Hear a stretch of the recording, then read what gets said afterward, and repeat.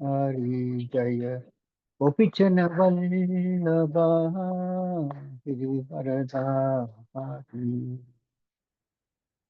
Yashodanandana Brajajana Ranjana Yashodanandana Brajajana Ranjana Yamunatira Vanachari Yamunatira Vanachari Jaya Radha Madhava Kunja Bihari Jaya Radha Madhava Kunja Bihari Hare Krishna Krishna Krishna Krishna Hare Hare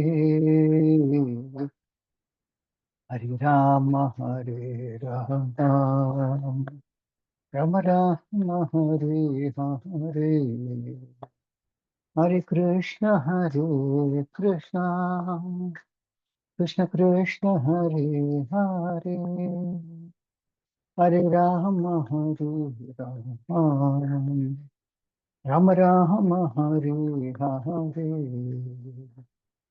Hare Krishna Krishna Krishna Hare Hare Hare Ram Ram Ram Hare Hare Hare Krishna Krishna Krishna Hare Hare Hare Ram Ram Ram Hare Hare Hare Krishna Krishna Krishna Hare Hare Hare Ram Ram Ram Hare Hare Hare Krishna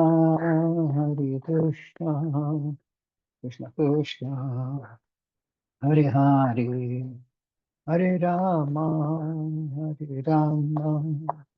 Rama Rama Hare Hare Jaya Prabhupada Jaya Prabhupada Jaya Prabhupada Srila Prabhupada Devam Vishnupada Paramahamsa Prabhupada Ashtotta Sadasya Srimati Svangasya Bhaktivedanta Swami Srila Prabhupada ki Jai ISKCON Sanstha Prachaya Srila Prabhupada ki Jai Devam Vishnupada Paramahamsa Prabhupada Ashtotta Sadasya Srimati Svangasya Bhaktivedanta Saraswati Goswami Maharaj Prabhupada ki Jai अनंत कोटि वैष्णव वृंद की जय नमाचार्य दास ठाकुर की जय प्रेम से गौ श्री कृष्ण चैतन्य प्रभु नित्यानंद श्री अद्वैत गदाधर शिवासादि गौर भक्त वृंद की जय श्री श्री राधा कृष्ण गोपिन श्याम कुंड राधा गोविंद गिरि गोवर्धन की जय श्री मायापुर धाम की जय श्री वृंदावन धाम की जय गंगा मई की अमरमयी की भक्ति देव तुलसी देव की अनंत कोटि वैष्णव वृंद की जय श्री हरिनाम संकीर्तन की जय कृपा श्रीमद् भागवतम की जय ISKCON Vatmar Guru and the Samaj Bhakta and the Gaur Parimandari, all glories to the assembly, so all glories to the assembly, so all glories to the assembly, so all glories to the assembly, all glories to the Guru and Chigur and Gaur Shri Prabhupada ki jai. Om Namo Bhagavate Vasudevaya, Om Namo Bhagavate Vasudevaya, Om Namo Bhagavate Vasudevaya, Narayanam Namaskritya Naram Chaiva Narottamam, Devim Saraswati Vyasam Tato Jayamudire, अष्टप्रायेषु अपत्रेषु नित्यं भागवत सेवया भगवती उत्तम श्लोके भक्तिर्भवति नैष्ठिकीम् मोहं करोति वाचालं पङ्गं लङ्घयति गिरिं देशे गुरुं देवतां परमानन्दं श्री चैतन्य ईश्वर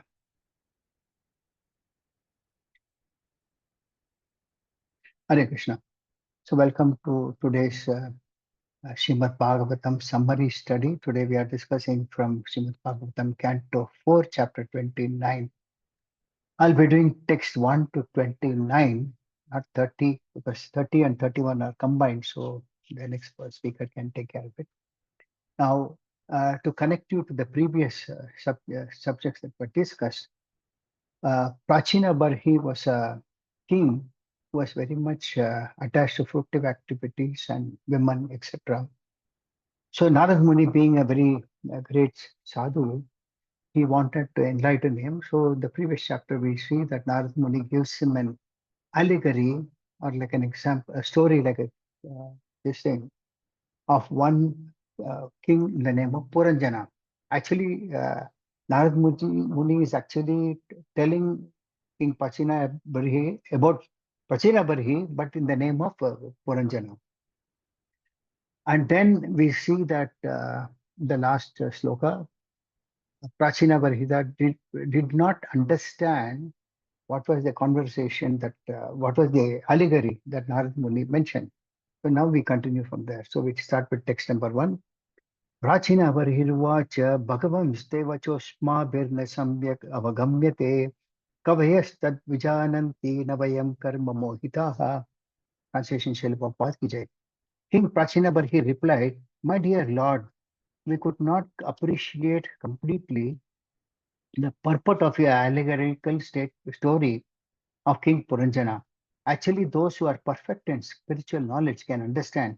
But for us who are overly attached to fruitive activities, to realize the purpose of your story is very difficult." So, in this, some important points are there. Here, King Prajnapada here is mentioning that he could not understand the allegory which Narada Muni explained. Now, generally, if somebody is indulging in sinful activities or even pious activities, they may not have the intelligence to understand spiritual knowledge unless and until they enter into the platform of devotional service. So devotional service is a must, at least in Kali Yuga, now starting with hearing Shravanam and Kirtanam to understand devotional subjects. So just like material intelligence can lead one to some material achievements, similarly, one must enter into devotional service to understand spiritual subjects. And the previous chapter explains as to how King Prachina was very much attached to women. And there is a conclusion that one who becomes attached to a woman becomes like King was attached to his wife. So the next birth, one has to take birth as a woman. But one who associates with the Supreme Personality of Godhead or his representatives, then he becomes free from all the material attachments and becomes liberated from this material world. Text number 2. Translation Srila Prabhupada ki jai. The great sage Narada Muni continued, "You must understand that Puranjana, the living entity, transmigrates according to his own work into different types of bodies, which may be one-legged, two-legged, three-legged, four-legged, many-legged, or simply legless. Transmigrating into these various types of bodies, the living entity as the so-called enjoyer is known as Puranjana." So we will understand from this what is this Puranjana. So the spirit soul basically transmigrates from one body to another body, and there are different types of species of life. Some are one-legged. These one-legged bodies are basically ghosts, which walk on one leg. And Vipada, where that means that refers to human beings who have two legs. Then there are many who have, human being also can have three legs at an old age when he carries a walking stick. And then there are four-legged ones like animals and so forth.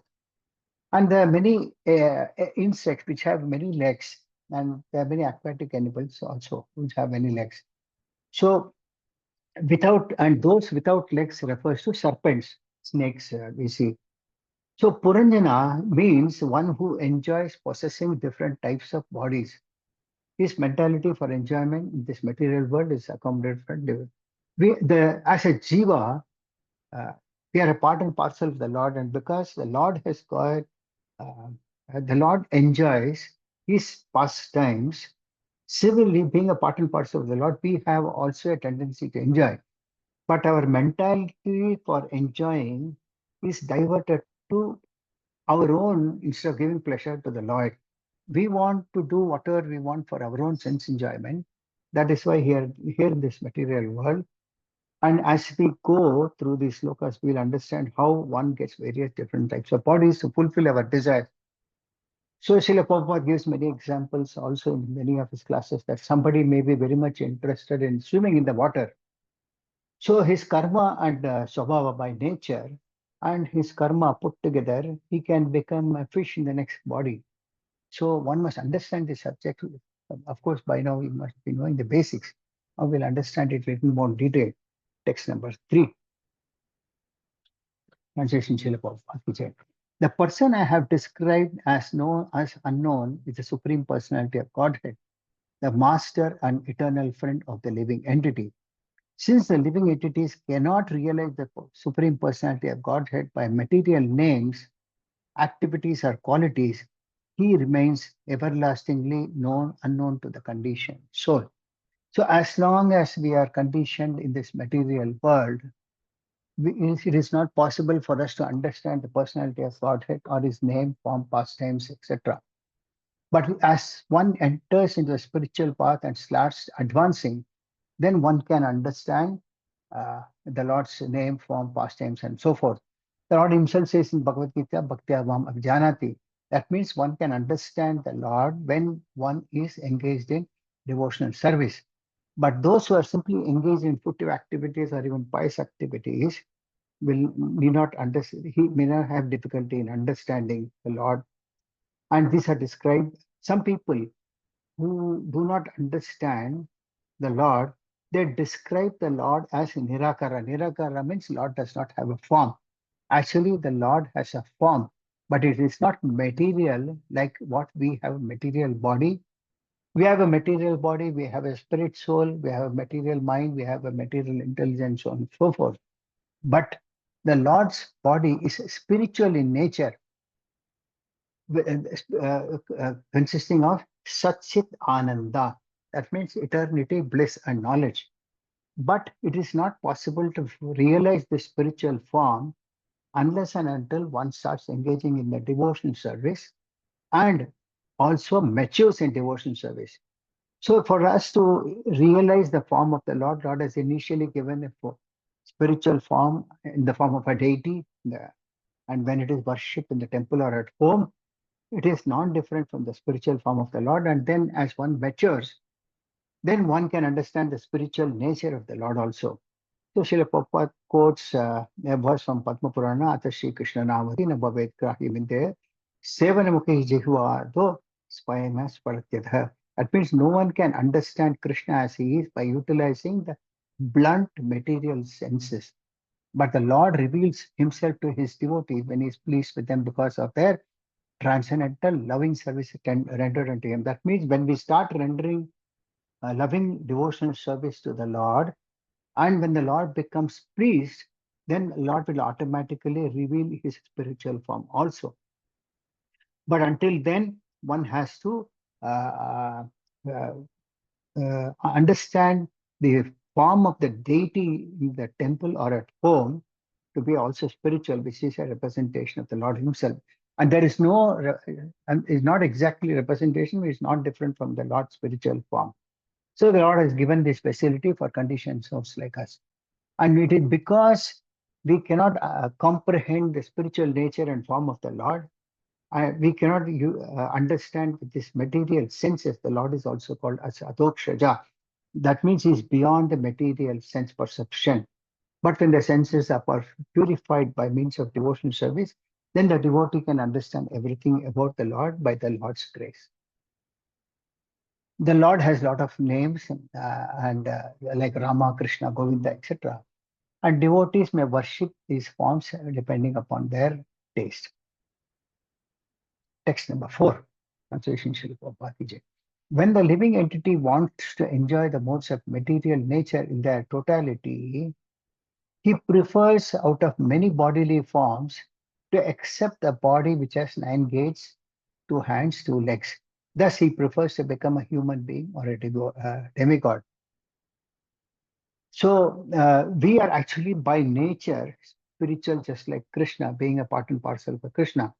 But because we have a desire to enjoy separately from the Lord gives us a material body by virtue of our desire. We all have a desire. Like I mentioned, one example of one becoming a fish. Similarly, Srila Prabhupada, many cases, he gives an example of a bird. Many times people want to fly, have a desire, they should fly like a bird. And if their karma basically directs them to that, then in the next life they may get the life of a eagle or a pigeon or a crow, depends on their karma. Generally it is said that pilots fly aircraft. Now, to get a pilot job, one has to be very charitable because it involves a lot of investment in terms of money.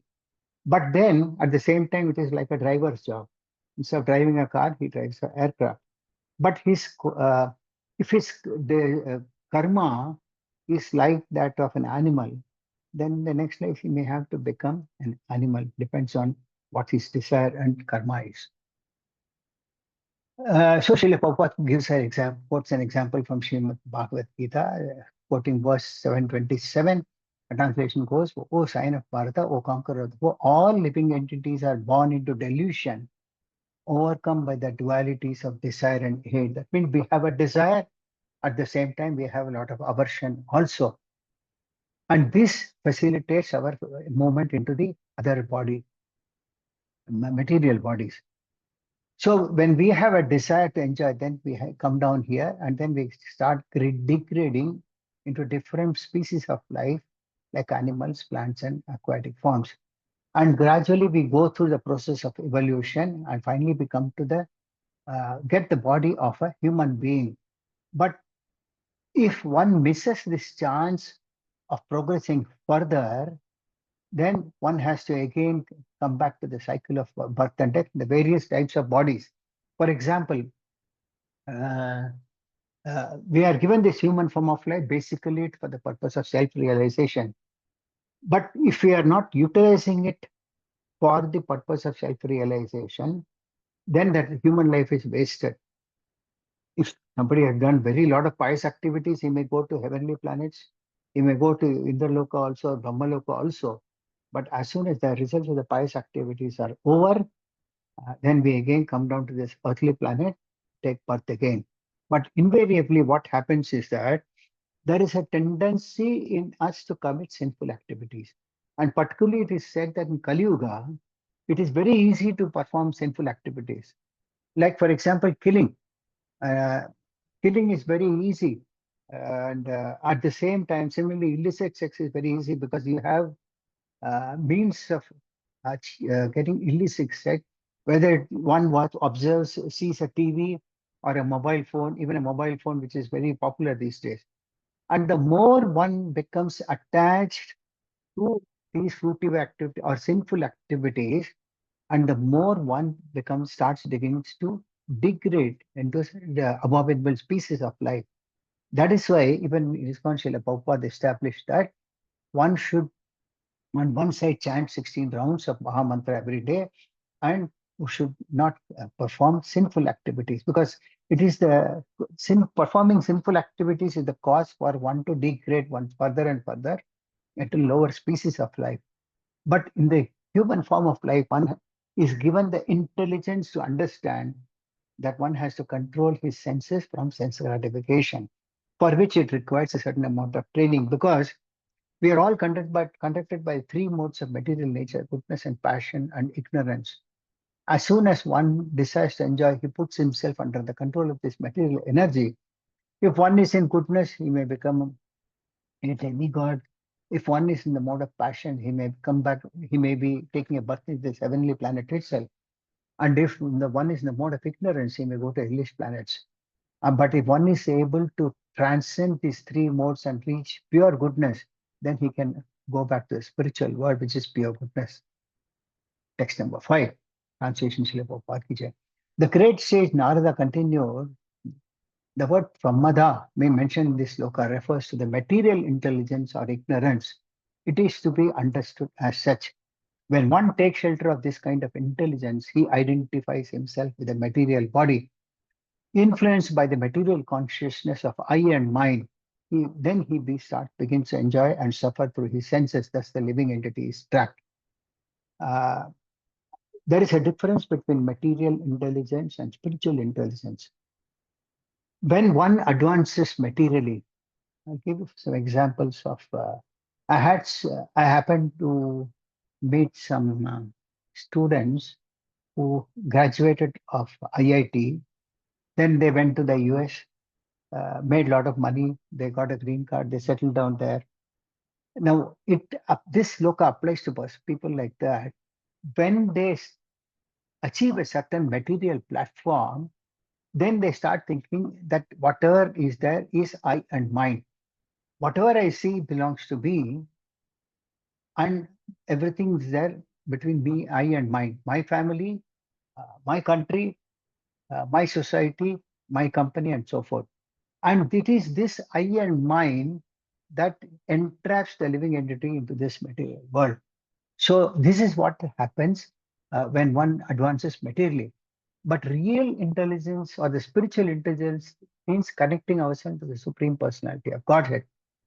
So intelligence in this material world is what is described as pramada, because in material intelligence, the living entity falsely claims everything to be his. He thinks I am the monarchy of all I survey.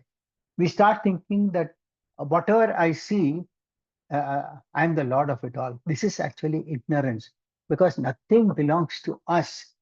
Whatever is there belongs to the Lord, including this material body. If the Lord desires that my eyes should not be in a position to see, the Lord does not give the permission to see, and the person becomes blind. So similarly, nothing belongs to us, and the Lord is given everything to us to utilize them in the service of Lord. But because we don't understand it, and this is what is called illusion. But when a person comes to the platform of Krishna consciousness, then he knows that everything belongs to Krishna. And at some point of time, he realizes, yes, whatever the Lord has given to me, it is by his grace for utilizing him in his service. And then he starts realizing that Krishna is the cause of all causes. And then he realizes also that everything belongs to Krishna. Text number 6, transition Srila Prabhupada Ki Jai. The 5 working senses and the 5 senses that acquire knowledge are all male friends of Puranjana.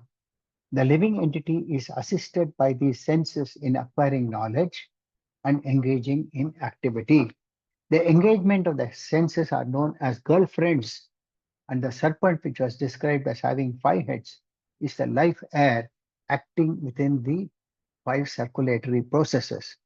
Now, these we have already discussed these in the Bhagavad Gita initially itself. We have different 5 uh, jnanendriyas and 5 karmendriyas, working senses and knowledge acquiring senses. We'll not dwell into the detail of that, but in this example, purport is mentioned that they are all friends of Puranjana. That means they are all the friends of the soul. Now, when the senses are attracted towards the sense objects, then the analogy is given that they are like girlfriends. And the serpent, which with 5 heads, is described here as when one conducts uh, sinful activities, he utilizes his senses, including the mind. So the 5, but the jiva, which is within the body, has 5 types of prana. That is also mentioned here as prana, apana, udana, vyana, and samana.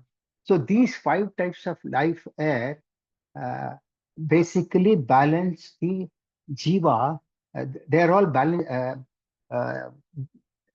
These 5 types of air basically balance themselves in such a way that the jiva is there within the body and uh, is stable. Otherwise, when there is a disturbance in one of these life airs, then a person falls sick, and the soul passes through the Kundalini chakra like a serpent crawling on the ground. So the life air is compared to the serpent, because the life air is not always steady. As we grow old, it tends to become weak. Also, the more one engages in sense gratification and the more one engages in sinful activities, his duration of lifespan is reduced. And these senses are attracted to the 5 sense objects, that is form, taste, sound, smell, and touch. Now, one reason we will see even today, practically, we can understand what is given in the Shastras and relate to is the duration of one's life. Like I mentioned in the beginning of the class, the tendency to commit sinful activities in Kali Yuga is very, very easy. All the activities, namely gambling, intoxication, illicit sex, and meat eating, so forth. So the That is one of the reasons why the lifespan is getting shorter and shorter in this Kali Yuga. And so we can relate that practically in today's verse. Text number 7. The 11th attendant, who is the commander of the others, is known as the mind. He is the leader of the senses, both in the acquisition of knowledge and in the performance of work. The Panchala kingdom is that atmosphere in which the five sense objects are enjoyed. Within that Panchala kingdom is the city of the body, which has 9 gates. So, mind is the most difficult thing for us to control, because the mind basically jumps like a monkey from one branch to the another. By the time, even when when I may be speaking or we may be hearing, many times our mind may be diverted in no moment of time. So a mind can be a friend or also an enemy of a living entity. That is the conditional existence that we are in. Actually, Papa gives an example of Ambrish Maharaj, who engaged his mind and all his senses completely in the service of the Lord. So Ambrish Maharaj engaged his mind upon meditating on the lotus feet of the Lord, and this verse is very popular from the 9th canto of Srimad Bhagavatam, Savai Mana Krishna Padaravindayo. So when the mind is engaged in meditation on the lotus feet of the Lord, then the senses are controlled. This is what is called yama, and this means subduing the senses. This yama is a word from yoga. So the purpose of yoga is to achieve control of mind, but through physical exercises, which is what is considered as yoga these days, it is not possible to control the mind. But one can subdue the senses by giving them a higher engagement. That is what is called param drishtva nivartate, giving them a higher engagement. But one who has conquered the senses is called a Goswami, and but one who has not been able to control the mind is called a Godasa. Godasa means one has become a servant of the mind. Now, basically, the mind works on a couple of things. One is an impression that we have had from the previous birth. Many times, we may carry this impression which may last throughout our life, and it becomes an hindrance, not only in spiritual life, it may become an hindrance in the material life also. And these impressions are carried over birth after birth after birth, because the mind keeps haunting, and the mind starts wanting to enjoy the senses. So mind is higher than the senses, and if the mind is not controlled, it always wants to direct the senses towards the sense objects. And the condition, it is mentioned that even if a living entity is sent to the hellish planets, or if somebody performs sinful activities, the resultant reaction is that he has to be sent to hellish planets. This is described in the 5th canto, which we may discuss after in the next few months. So there are those who perform the sinful activities are sent to different types of hell. And one example is given that they may be roasted, like we see the oven or gas and all.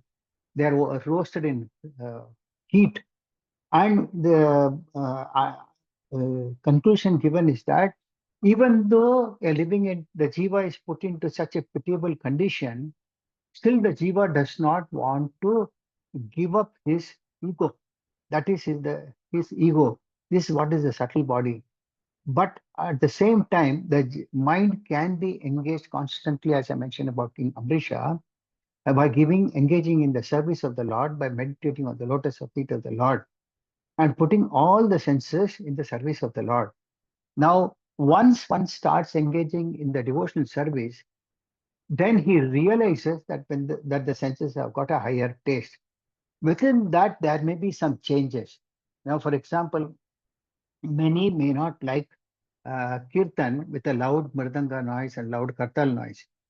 But they may like a very soft kirtan. So once one becomes firmly fixed in devotional service, he's got so many varieties to choose from. So even in honoring prasada, some may not like a sambar or something, but he has got varieties by which we can relish the taste by cooking for the Lord, for the pleasure of the Lord, and also offering them to the Lord. So these are all higher tastes that can be given to the mind. Apart from this, one needs to engage his intelligence. Now, intelligence is higher than the mind. So intelligence can be given a higher taste either by undertaking reading from the scriptures or also association with the devotees. When these two things are done, the intelligence are given a higher engagement, uh, and that is from the top. The intelligence engages the mind for a higher purpose, and from bottom, the senses are given a higher engagement by giving devotion, engaging all the senses in devotional service. So this way, where the mind is sandwiched between a higher taste from both the intelligence and on the from the top and the senses from the bottom. So the mind reaches a point at which it has to surrender to the Supreme Lord automatically, even if it doesn't want to. So one has to engage from the top also with the intelligence and from the bottom by engaging the senses in devotional service. Text number 8. The eyes, nostrils, and ears are pairs of gates situated in one place. The mouth, genital, and rectum are also different gates. Being placed into a body having these 9 gates, the living entity acts externally in the material world and enjoys sense objects like form and taste. So we have so many, we have 2 ears, we have 2 eyes. Through the ears, we want to hear some rock music or some film music. Through our eyes, we want to see the beautiful form of the opposite sex. Through our sense of taste, we want to eat something uh, to satisfy that palate. So we may want to go outside and eat something in a restaurant or in a street shop somewhere. So the living entity tries to engage the senses of the living entity are directed toward the sense objects like form and taste. And this way, the conditioned soul becomes more and more entangled in this material world. Text number 9. 2 eyes, the 2 nostrils, and the mouth, altogether 5, are situated in the front. The right ear is accepted as the southern gate, and the left ear is the northern gate. The 2 holes or gates situated in the west are known as the rectum and genital. So we'll not go into the technicalities of the north, east, and south and west. But what we need to understand is that, for example, the right ear is mentioned here as southern gate. It is said that the right ear is very auspicious than the left ear. And that is one of the reasons that when a Gayatri mantra is given to a person taking the second initiation or even the other sampradayas, the Gayatri is chanted through the right ear. So that is the importance of the ear. So one should utilize all the senses like eyes, nose, and mouth uh, to utilize in the devotion service. Even the nose can be engaged by smelling flowers offered to the tulsi or the tulsi flowers offered to the Lord or tulsi leaves offered to the Lord. Text number 10. The 2 gates named Kadayota or Avirmukhi, which have been spoken of, are the 2 eyes side by side in one place. The town named Viprajita should be understood as form. In this way, the 2 eyes are always engaged in seeing different kinds of forms. The purport Srimad mentions that the 2 eyes are always directed towards light. That means we never generally become uh, in the situation of darkness, we cannot see anything. But when there is sufficient light, we are able to see in the right perspective. So, example is given that some insects are attracted to the brightness of the air and they enter into it. And then in the process, they are destroyed. Similarly, the 2 eyes are so powerful that they are always directed towards seeing something very bright and beautiful forms. And when they are having their desire to see these beautiful forms, they get entangled into these forms exactly as an insects become attracted to the fire. That means one should utilize these eyes to see the transcendental form of the Lord, beautiful form of the Lord. If not, then what happens is that our attention can be diverted to seeing many beautiful things. The Kali Yuga is such that even shops selling uh, cars these days, they promote women uh, uh, as an object of sense. And people get attracted to by seeing these beautiful forms, and then the eyes always get carried away. This is how the senses are attracted to the sense objects. And the result is that just as an insect gets attracted to the fire, the senses become entangled into that. Text number 11. The two doors named Nalini and Nalini should be known as the two nostrils, and the city named Saurabha represents aroma. The companion spoken of as Avaduta is the sense of smell. The door called Mukhya is the mouth, and the Viparsana is the faculty of speech. Prasijita is the sense of taste. So here, the word Avaduta means most free. A person is not under the rules and regulations of any injunctions when he has attained the stage of Avaduta. That means when one reaches a stage where he has controlled the senses, that is what is called the Avaduta stage. Now, example is given that air does not see any obstruction. The air moves freely. Similarly, one who has controlled, controlled or become the master of the senses, he is not obstructed by anything because he has already controlled the senses. So one must reach this stage through the nostrils also situated in one place, and one should try to control the sense of smell without impediment. When the tongue is present, the mouth wants to taste all kinds of relishable foodstuffs. So the nose wants to smell something very, very pleasant to our nose, and the tongue wants to taste all relishable foodstuff. Text number 12. The city called Apara represents engagement of the tongue in speech, and Bahudana is the variety of foodstuff. The right ear is called the gate of Pitahu, and the left ear is called the gate of Devahu. So the tongue, I've already mentioned. One aspect of the tongue is to speak. And Srila Prabhupada always gives an example of a frog croaking. And in the process, what happens is that when the frog croaks, it invites the snake and it is killed by the snake. Similarly, those who keep talking nonsense, they are engaging the tongue in unwanted speech, and in the process we are inviting things like snake to in the form of a maya to get us entangled. So the one should be very careful in speaking.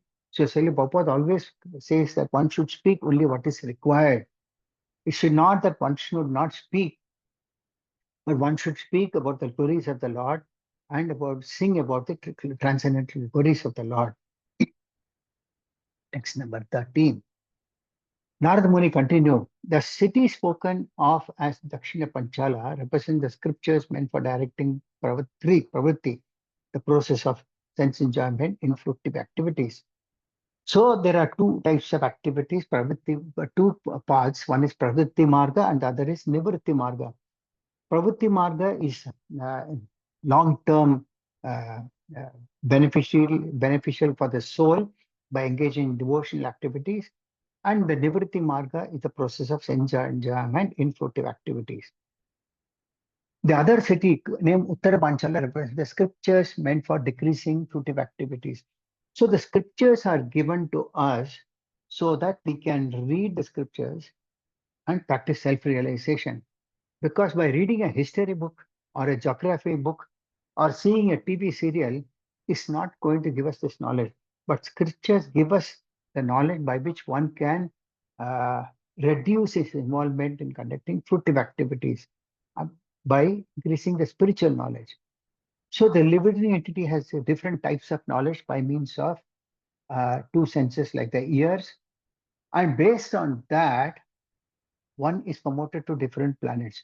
For example, one is promoted to Pitraloka or Devaloka. It is said, and all this is possible by the 2 years. At the same time, one can engage the ears by hearing about the Lord.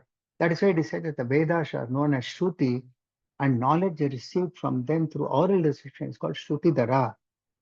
So by hearing properly, one can get elevated to spiritual planets, but at the same time, by hearing uh, uh, many people would like to hear songs that look pleasing, but may be related to glorifying the demigods. So when one becomes addicted to that, then one can go to the planets of the demigods. And when one hears more about or speaks more about the forefathers, one can go to Pitraloka, where the forefathers stay. And one can go to the planet of Vaikuntha Loka by using the ears for to the proper process of hearing the right thing subject, that is Vedic knowledge. Text number 14. The city called Brahmaka, which is approached through the lower gate of Asuri, or the bucket is genital, is meant for sex, which is very pleasing to the common man, who are simply fools and rascals. The faculty of procreation is called Durmada, and the return is called Nirati. So, when one indulges too much in illicit sex, they become demoniac, and which we see in today's people situation.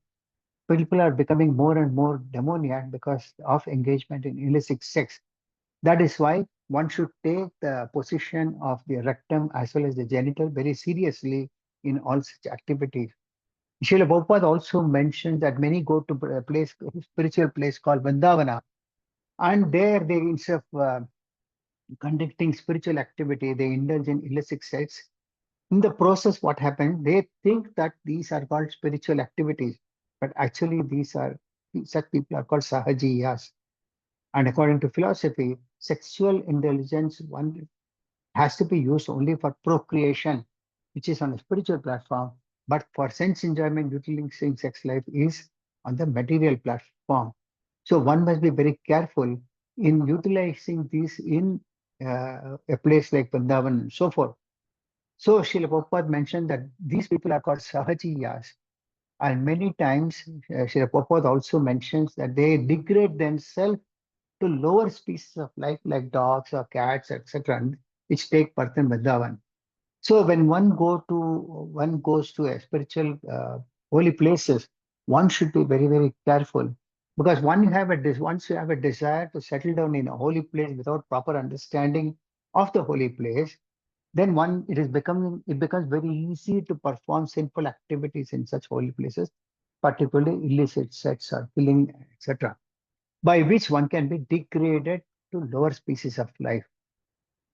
That is why we see so many monkeys and all so forth in holy places like Vrindavan. But still, it is not that one should not go to holy places, but one has to be very careful not to commit these sinful activities. That is why, though Chaitanya Mahaprabhu has recommended to stay in a holy place, we have to be very careful. We go get spiritually surcharged in these holy places and come back and utilize whatever surcharge we have in utilizing them properly in devotional service. Text number 15. When it is said that Puranjana goes to Vaishesha, it is meant that he goes to hell. He is accompanied by Lubdaka, which is the working sense in the rectum. Formerly, I have spoken of two blind associates. These associates should be understood to be the hands and legs. Being helped by the hands and legs, the living entity performs all kinds of work and moves hither and thither. Now, here we use the two hands and two legs. Now, the hands have to be utilized in touching the bodies of the Vaishnavas instead of trying to have a desire to touch the body of the opposite sex. Similarly, the legs have to be utilized for walking to the temple instead of trying to walk to a materialistic place.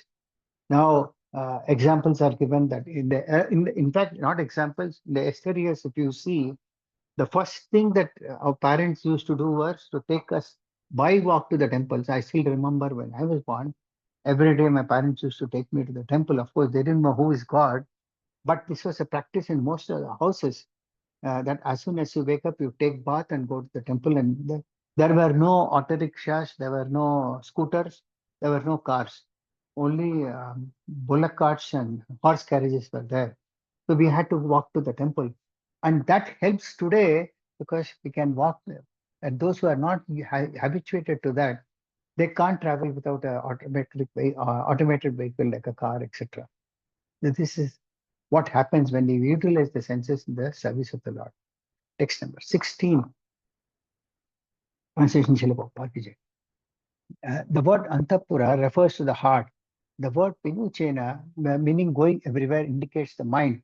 Within the mind, the living entity enjoys the effects of the modes of material nature.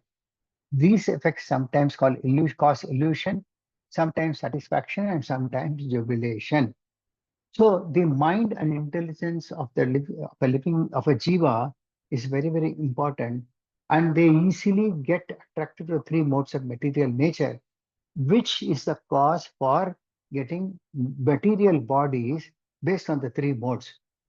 That is why sometimes the jiva is fully satisfied, sometimes he is very, very happy, and sometimes he is very, very distressed because of the effect of the three modes of nature.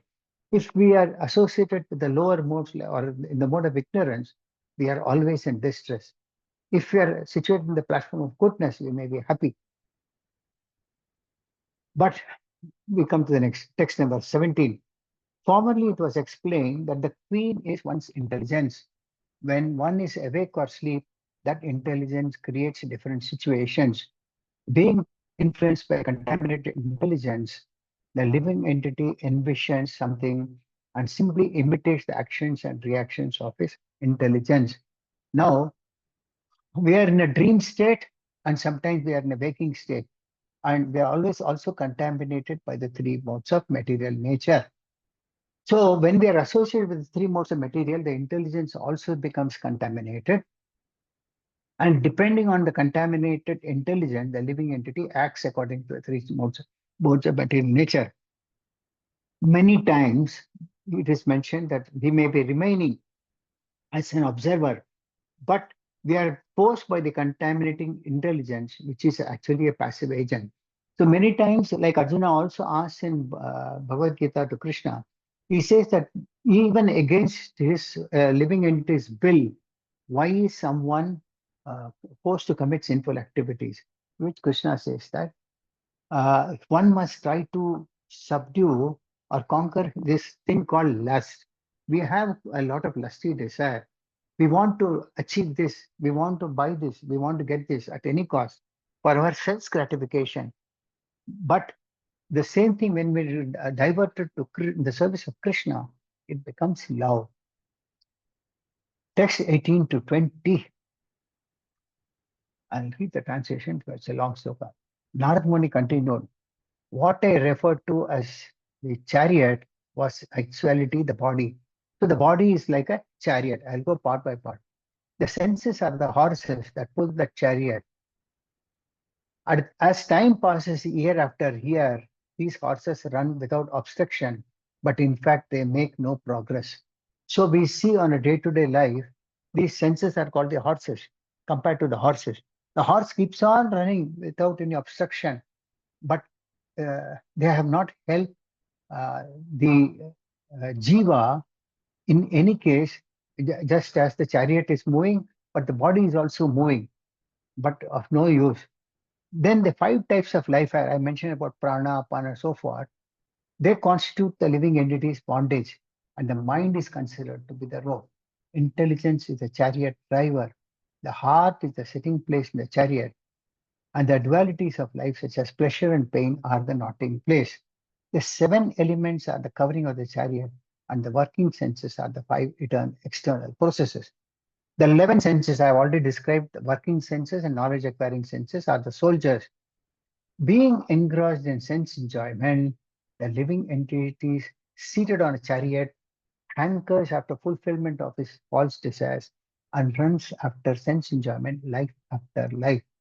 So the senses are driving us, both the knowledge acquiring senses and working senses are driving the senses, just as one is seated in a chariot and it keeps going on. He anchors after fulfillment of false desires and runs after sense enjoyment life after life. So we must understand that this desire to enjoy senses is not happened in this birth, but the conditioning has happened birth after birth. Then the example is given, the chariot rests on two wheels, which are pious and impious activities.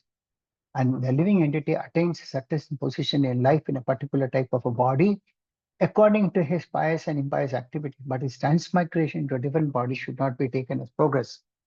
So the two wheels of a chariot as compared to pious activities and sinful activities. If one commits sinful activities, he is punished by being sent to hellish life and he suffers. And if one commits pious activities, one may be sent to heavenly planets, or one may remain even the earthly planet. Actually, what clearly mentions, this transmigration into different various types of bodies should not be taken as a progress in life. Rather, the real progress is spiritual progress and not material progress. And the living entity keeps wandering throughout the universe and taking birth in different species on different planets. Thus, he keeps moving up and down, but that is not real progress. Real progress means getting out of this material world by proper spiritual engagement. Even if one takes a birth in the Brahma Loka, uh, even then he has to come back to the earthly planet once the results of the pious activities are extinguished. So it is not eternal. One has to come back. Then there's a mention that just as a king is seated on a chariot, the living entity is seated in the body. That means the jiva is seated within the body. The sitting place is the heart, and the living entity sits there and engages in the struggle for existence, which goes on without progress perpetually. So the heart, the living entity is situated in the heart of every living entity, and he continues this transmigration process birth after birth and struggles very hard due to the influence of fruitive activity and mental speculation, and these lead to living entity in different forms of life. There are two things that are mentioned here. One is attachment to fruitive activities. The second thing is mental speculation. Because of this, he eats all kinds of nonsense and is condemned by his activities of sense enjoyment. But if one really wants to progress in life, he must give up the ways of karma kanda, jnana kanda, fruitive activities, and mental speculation. So many people we see even in Brahmana families, they are attached to karma kanda section of the Vedas. For example, by doing this pious activity, one will achieve this planet, or by doing this activity, one will achieve this result. This is karma kanda activity. Jnana kanda activities are basically trying to get speculative knowledge. So both fruitive activities and mental speculative activities based on mental speculation lead one to transmigration uh, into various pieces of life. But if one becomes fixed in Krishna consciousness, he becomes free from the entangle of birth and death. Example is given.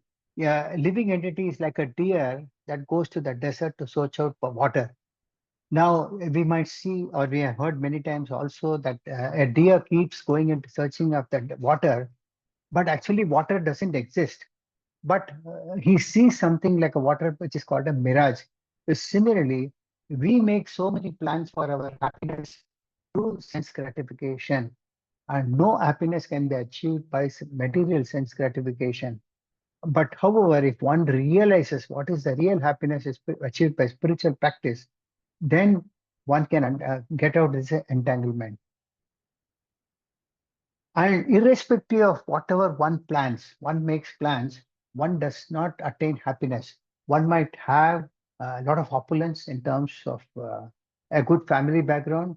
One might have a lot of opulence in terms of wealth and opulence, but then does not bring one to a stage of happiness, which is what the jiva is always looking for.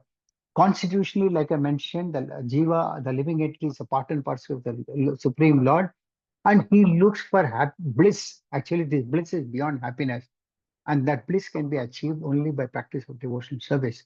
And no amount of material happiness can satisfy the jiva, because that is not his constitutional position. Text number 21. What was previously explained as Chandavega, a powerful time, is covered by days and nights, and named Gandharvas and Gandharvis. The body's lifespan is gradually reduced by the passage of days and nights, which number 360. So time is mentioned as Chandavega, which was described in the previous chapter, and they are represented by Gandharvas and Gandharvis. And the bodily lifespan is reduced by passing of days every day and night. Uh, we have 365 days. Here mentioned about 360. We don't have to worry about it because there are many Vedic injunctions. The numbers may vary. But with passing of every moment, for a non-devotee, time takes away every moment of life, which is true even biologically. By doctors, if you ask, they'll say yes, the cells in the body are getting destructed every second, and they are replaced by fresh cells. And as one ages, that replacement rate also reduces. That is why one becomes weak as he grows older and older. Text number 22. What was described as Kalakanya should be understood as old age. No one wants to accept old age, but Yavana Raja, who is death, accepts Jara, old age, as his sister. That means no one wants to die, but still old age comes and they have to take that old age also. Yeah. In the purport, there's a mention as when we are engaged in this body, we have to accept old age just before death. Before death, we all go through the old age, which is very, very miserable. When one reaches that old age, one realizes what are the implications of being in that age. So before going to the place of Yamaraj, the living entity accepts Jara or old age as the sister of Yamaraja. So one is subjected to the influence of Yavana Raja, and his sister is due to impious activity. Like I mentioned, the more one commits sinful activities, the more one has to suffer at the end of his life. But those who are in Krishna consciousness and are engaged in devotion service under the instructions of Narada Muni are not subjected to the influence of Yamaraja and his sister Jara. That means devotees also performing devotion service have to go through old age, but their suffering is minimized. And there is a mention that even at the time of death, the devotee does, in the case of a materialist, example given the Shastras, that when a person leaves the body, he has so much of a pain, which somewhere there's 10,000, somewhere there's 20,000, not getting into the figures. The person feels so much of pain equivalent to the bite of a scorpion, some 20,000 scorpions or 10,000 scorpions. We're not getting into the technical details. But the person suffers so much of pain, but he is not able to express it. And also he sees Yamaraja, Yamadutas coming, which is mentioned in the fourth canto of Srimad Bhagavatam, before death comes. So after giving up the material body, he accepts another body that's also material. But if one is able to practice Krishna consciousness firmly, he does not take a material body again. Text 23 to 25. The followers of Yamaraj are called soldiers of death, and they are known as various types of disturbances that pertain to the body and mind. So, like I mentioned, at the time of old age, just before death, a person goes through a lot of suffering. Some people you see they pass stool in the bed itself. Some people are not able to eat. These are all symptoms of old age that one has to go through. And the more one performs sinful activities, the more suffering that one has to go through. Then there is a living entity lying within the body disturbed by so many tribulations due to providence or other living entities and to his own body and mind. So there are examples given that when a person is about to leave the body, there are so many other living entities also who come and give disturbances to this living entity. Like, for example, relatives might come. They would like to extract whatever possible from a person who's leaving his body. They don't consider what is the situation the person is going through. But everyone is wanting to know what they can get from the other person. So this is how living and other living entities also create disturbance, apart from the bodily and mental disturbance that goes through at the time of death. Then one might have so many diseases because he wanted to enjoy this world. So one goes through many diseases also.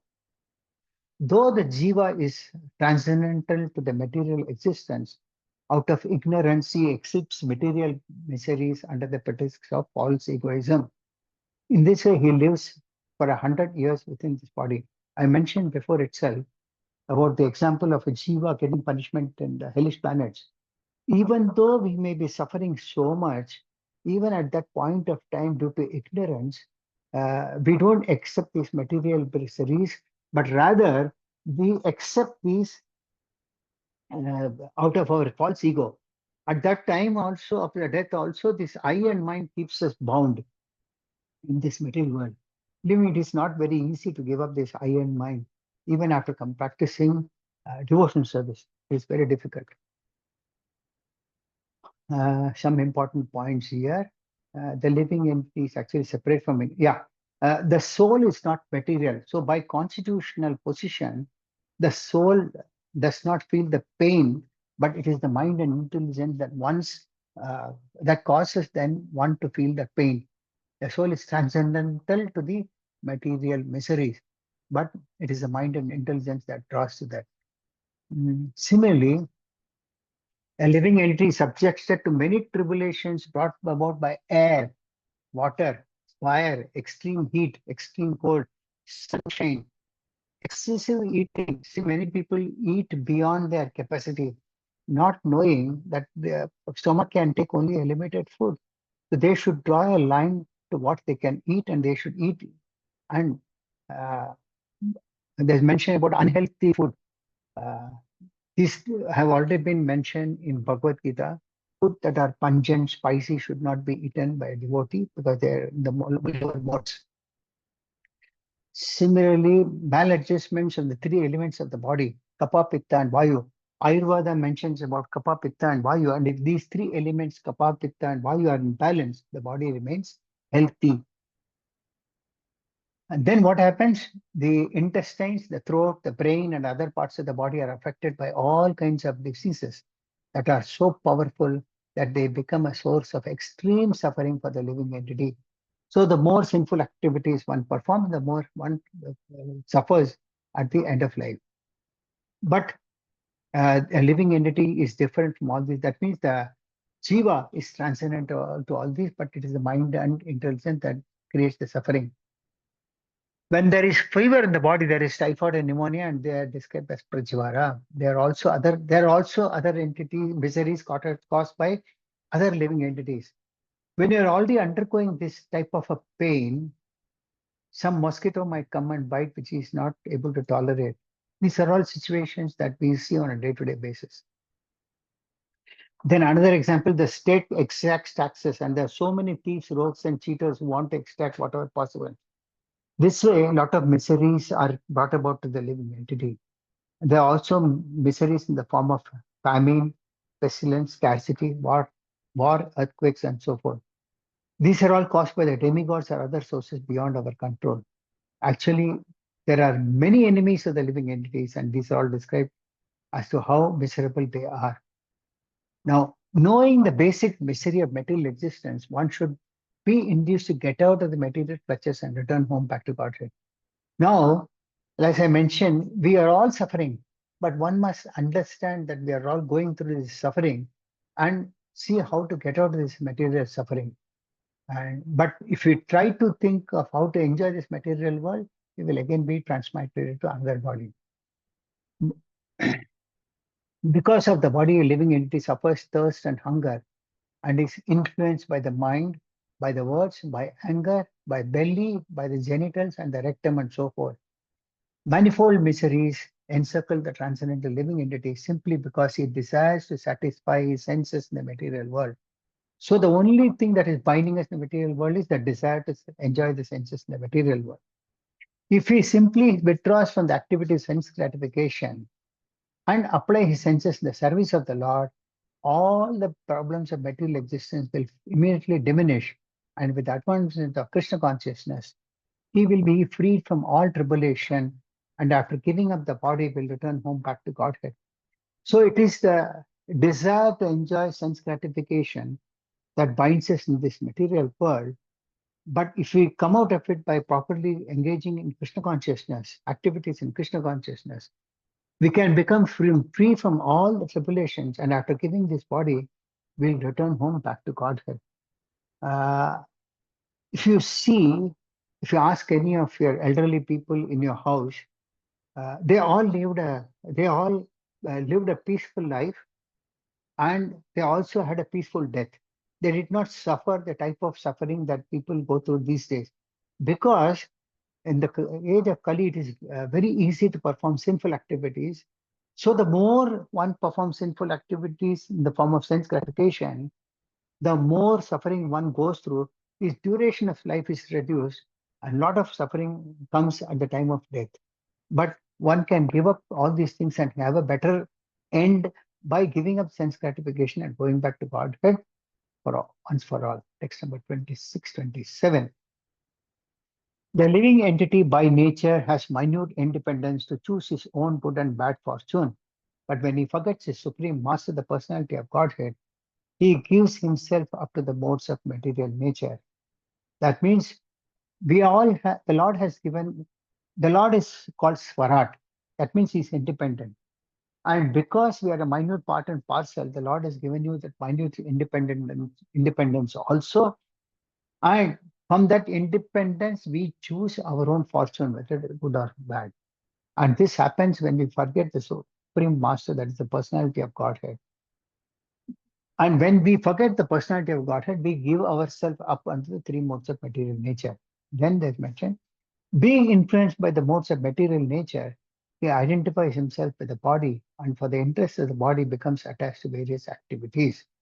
Sometimes he's under the influence of mode of ignorance, sometimes the mode of passion, and sometimes the mode of goodness. The living entity thus gets different types of bodies under the modes of material nature. So we are sometimes in minute in the mode of goodness, sometimes we may be in the mode of passion, sometimes we may be in the mode of ignorance.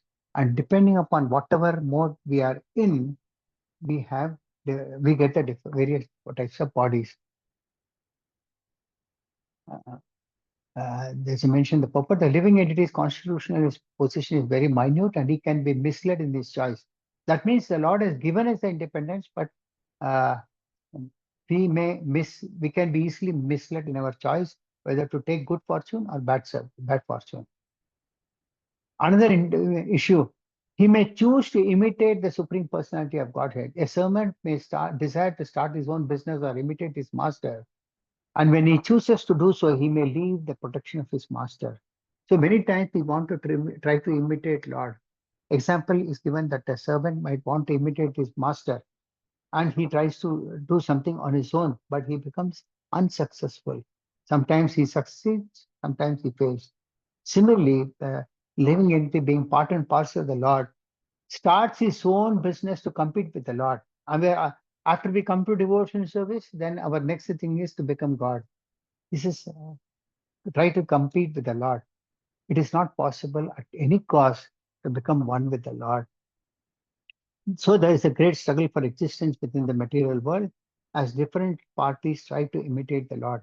Material bondage is caused by deviation from the service of the Lord and attempts to imitate Him.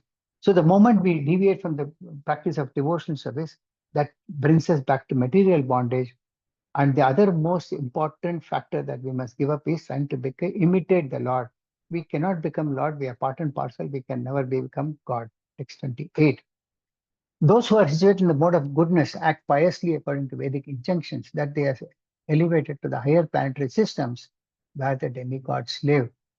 Those who are influenced by the mode of passion engage in various types of productive activities in the planetary systems where human beings live. Similarly, those influenced by the mode of darkness are subjected to various types of miseries and live in animal kingdom.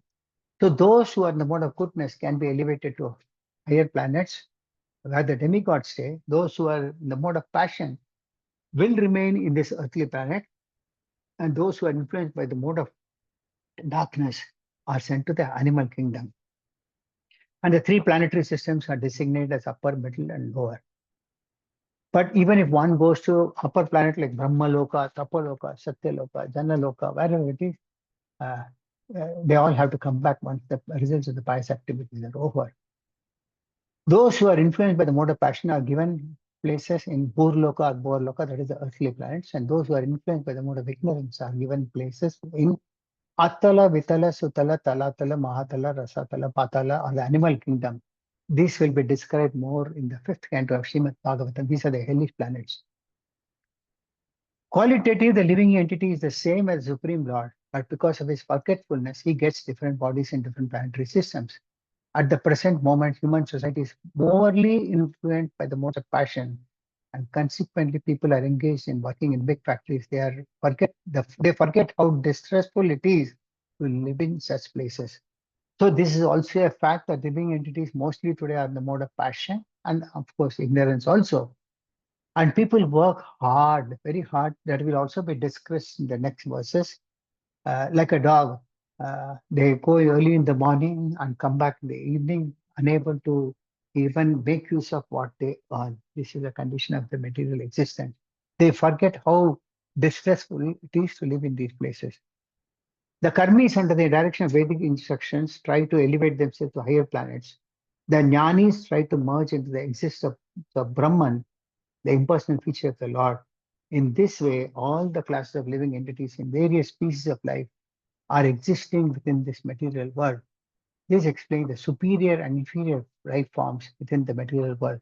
That means karmis, I've already explained, they remain in the earthly planets or go to the higher planets by taking up activities based on the karma kanda. The jnanis, they want to try to merge into the impersonal Brahman, which is the impersonal feature of the Lord. And the Lord himself says in Bhagavad Gita, trying to worship him in his impersonal form is a very hard struggle. And you cannot relate yourself with a light. You may see a tube light and might want to switch on or switch off, but you cannot relate with the light. Similarly, trying to merge into the existence of that impersonal form of the Lord is a very hard struggle. And they come back again to this material world after seeing that there is no activity in the Brahma Jyoti. It is very much like sitting within the four walls, which are sealed from all the sides, and we are sitting there doing nothing without any activity. This is life in Brahma Jyoti.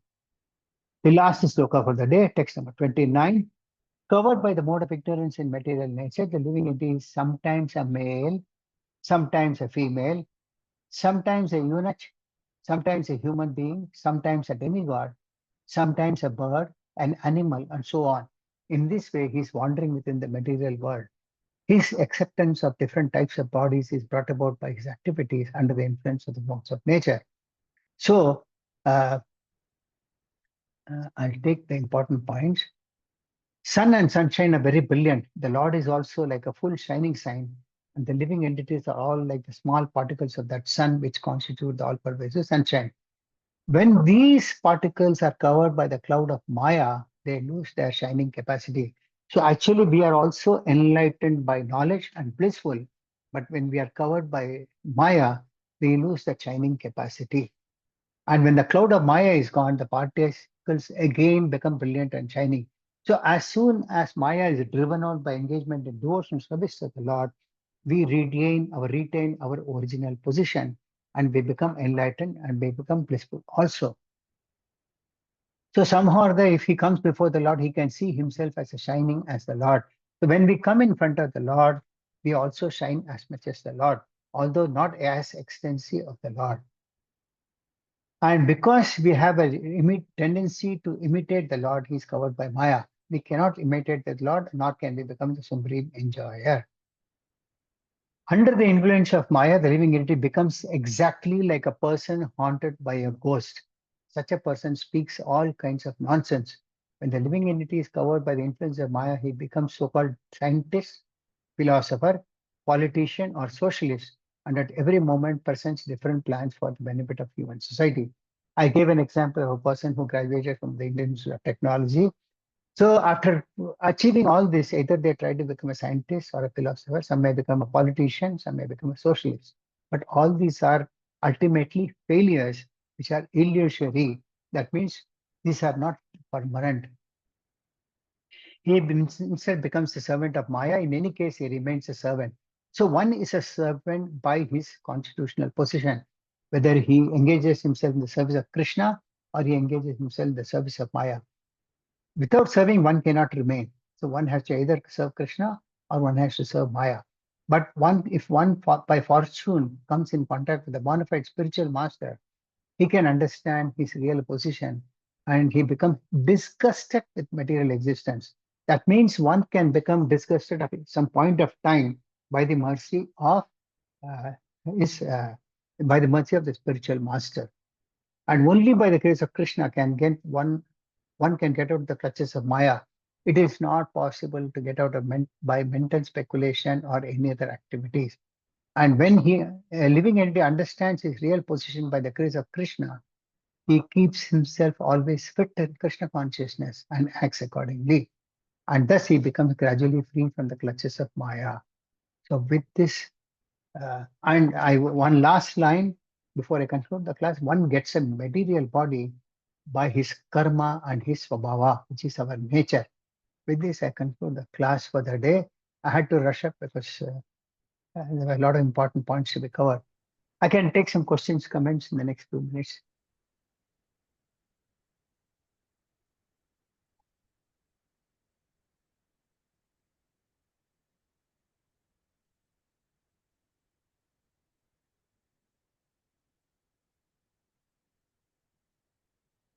Hare Krishna. Hare Krishna devotees, any questions? All I can say, Prabhuji, it's a vast topic and you have covered it very well, Prabhuji. Thank you. It's our duty to read and meditate and incorporate. Thank Yes, you very Mataji. much, Prabhuji. Thanks a Whatever lot. that one thing is hearing, the second important thing is applying what you learn. Yes, now we have to apply it, Prabhuji. Thank you Yes, so much. yes. Hare Thank you, Krishna, ma'am. Prabhuji. Thank you very much. Anybody else? Any other questions, comments?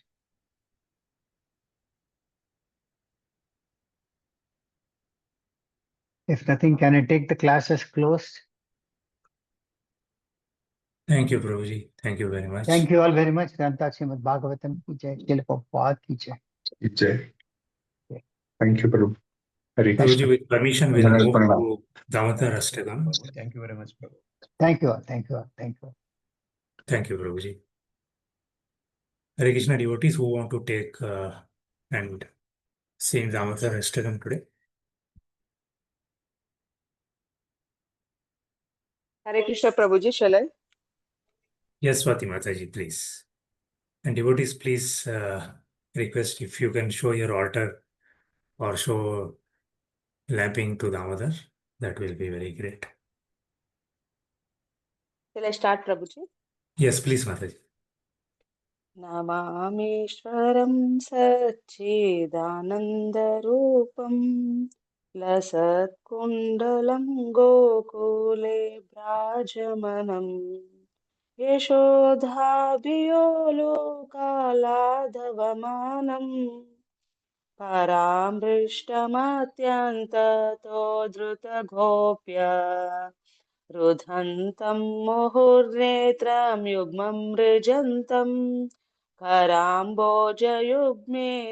शाटङ्कनेत्रम् मुहुश्वासकम्पात्रिरेकककण्ठ स्थिताग्रैव दामोदरं भक्तिबद्धम् इति दृक्स्वलीलाभिरानन्दकुण्डे स्वघोषं निमज्जन्तम् आख्यापयन्तम् तदीयेषिताग्नेषु भक्तर्जितत्वम् पुनर्प्रेमतस्तं शतवृत्तिवन्दे वरं देवमोक्षं न मोक्षं वदिं वा न चान्यं वृणेऽहं वरेशदपीह इदं ते वपुर्नाथा गोपालबालम् सदा मे मनस्यावीरस्तं किमन्यै इदं ते मुकाम्भोजम् अत्यन्तनीलैर्हृतं कुन्तलैः स्निग्धरक्तस्य गोप्या मुहुःशुम्भितां बिम्बरक्तादरं मे मनस्याविरस्तमलं लक्षलब्धे नमो देवधामोदरनन्तविष्णो प्रसीद प्रभो दुःखजलाब्धिमग्नम् कृपादृष्टिभिः बतानो ग्रहाणि क्षमामग्नमिति अक्षिदृश्या कुबेरात्मजौ बद्धमूर्तैव यद्वत् त्वया मोचितौ भक्तिभजौ कृतौ च तथा प्रेम भक्तिं स्वकामे प्रयच्छ न मोक्षे ग्रहो मेऽस्ति दामोदरेह नमस्ते सुधाम्ने स्फुरद्दीप्तिधाम्ने त्वदीयोधरायात विश्वस्य धाम्ने नमो राधिकायै त्वधिया प्रियायै नमो नन्तलीलाय देवाय तुभ्यम् नमामीश्वरं सच्चिदानन्दरूपम् लसत्कुण्डलं गोकुले भ्राजमनम् हरे कृष्णा कृष्णा कृष्णा हरे हरे हरे रामा राम राम हरे हरे हरे कृष्णा कृष्णा कृष्णा हरे हरे हरे रामा राम राम हरे हरे हरे कृष्णा कृष्णा हरे हरे हरे रामा राम राम हरे हरे निताय गौर हरि बोल हरि बोल हरि बोल निताय गौर हरि बोल हरे कृष्ण प्रभु जी थैंक यू दंडवत प्रणाम thank you for giving this Thank you, opportunity Swati Mataji. Thank you. Thank you so much. Hari Bol Mataji. Thank you, devotees. Thank you for joining today. Please join tomorrow again. We'll meet again tomorrow. Hare Krishna, Dandavat Pranam. Thank you, Prabhuji. Hare Krishna. Hare Krishna, Dandavat Pranam.